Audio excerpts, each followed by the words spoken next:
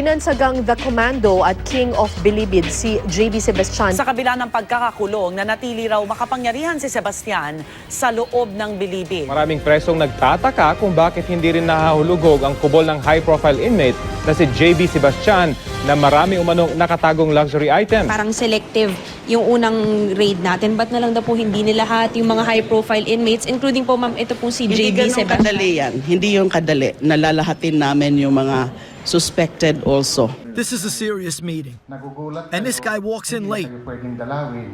Either he couldn't find his underwear, or he's a big shot. How about a cup of coffee first? Sounds good. Coffee, hot chocolate, or what? Black coffee. Black coffee. Kape nga, may kaping itim. Kidnap for ransom, hijacking at carnapping. Ilan lamang ito sa mga kasong kinaharap ng dating high-profile inmate na si JB Nino Manicad Sebastian. King and servant at the same time, mga katagang nanggaling mismo sa kanyang mga labi. Naging leader ng komando sa New Bilibid Prison at pinaniniwala ang sangkot sa illegal na droga sa loob ng bilangguan. Nire-respeto at kinatatakutan. Sinasabing siya daw ay untouchable sa loob ng bilangguan. Ngayong araw ay ating pag-uusapan ang isa sa mga kilalang Filipino high-profile inmate o hari ng Bilibid, ika nga nila. Samahan mo akong silipin ng mga kaganapan sa kanyang buhay at mga pasabog na kanyang binunyag sa gobyerno. Pero bago tayo magpatuloy, nais ko muna magpasalamat dahil ikaw ay nandito. Huwag mo sanang kalimutang i-like ang video at mag-subscribe na rin para sa iba pang mga kaalaman na iyong matutunghayan dito sa Tuklas.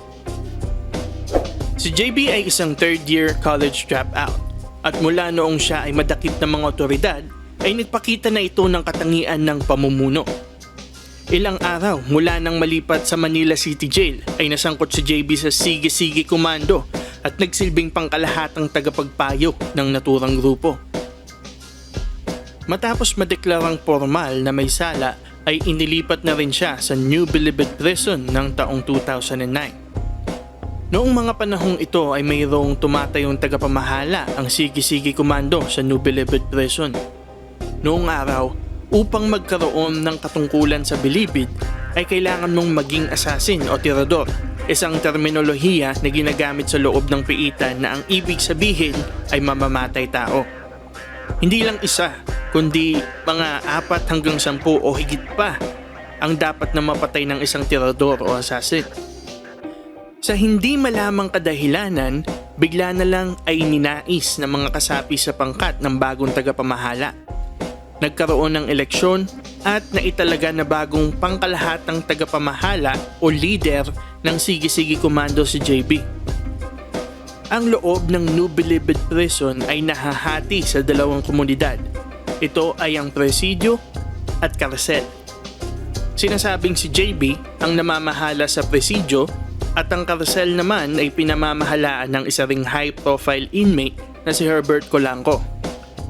Nang mahalal bilang pinuno ng Sige-Sige Commando ay madami na agad itong nagawa na kinabiliban ng ibang mga bilanggo.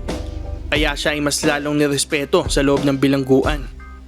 Isa sa kanyang mga unang nagawa ay ang pagbabalik ng mga dormitoryo ng mga bilanggo na inalis dahil sa riot noong pang 1997 na ikinamatay ng marami.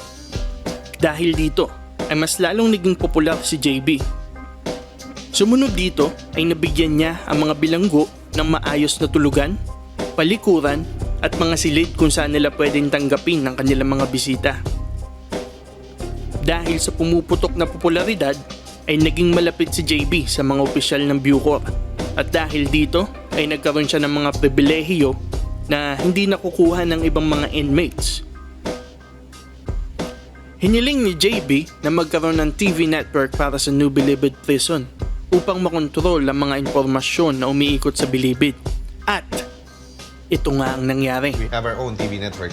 I think it's safe to claim that this is the first and ever local television network inside the maximum security facility. Who runs it? Who's the CEO of the network? Basically, it's me. Humingi pa ng pabor si JB sa former assistant director ng Bucor na ilipat sa New Bilibid Prison si Boogie. isang batikan na film editor sa isang malaking TV station noong siya ay hindi pa nakukulong.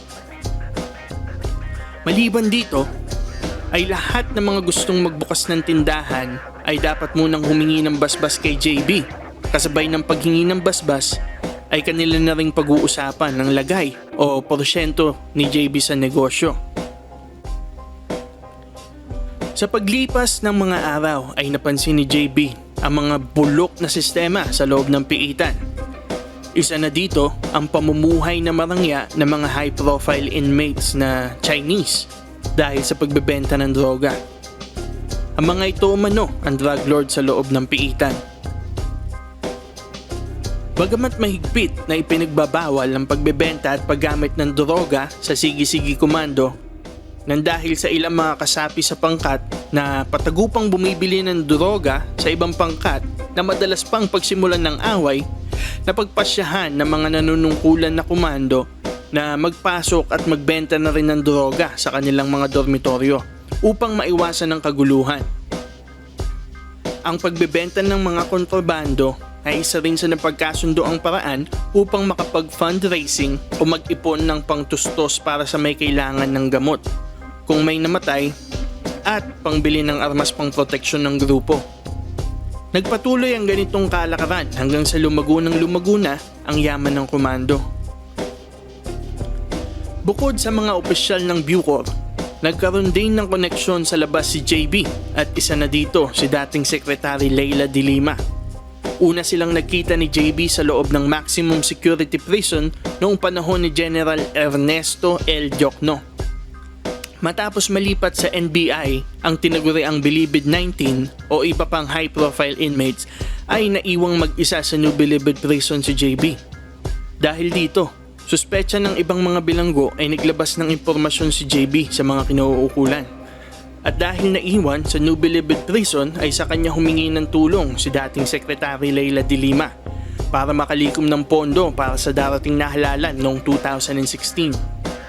Sa kanyang pangamba na mailipat sa ibang pasilidad at malayo sa kanyang pamilya at nakasanayan na lugar, ay tumugon si JB sa hinihinging pabor ng dating Secretary of Justice Leila de Lima.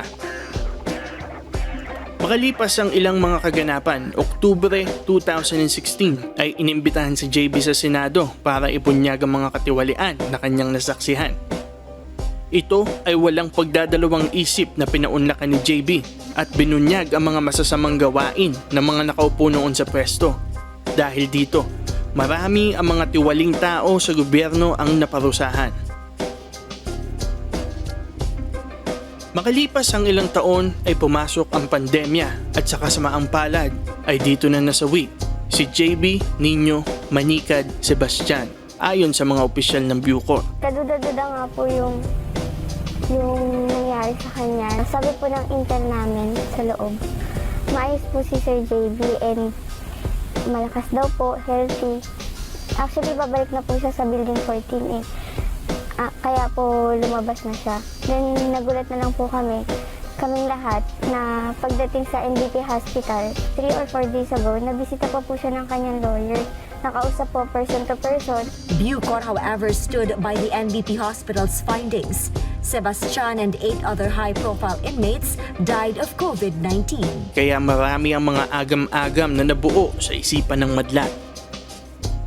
Sinasabing si JB daw ay pinatahimik na dahil sa dami ng malalaking tao na naperwisyo nito. At meron naman mga nagsasabi na si JB ay palihim na pinalaya upang magbagong buhay. Ikaw, ano sa tingin mo? Comment mo ang sagot mo sa baba at ating pag-usapan. Hanggang dito na lang muna at maraming salamat sa panonood.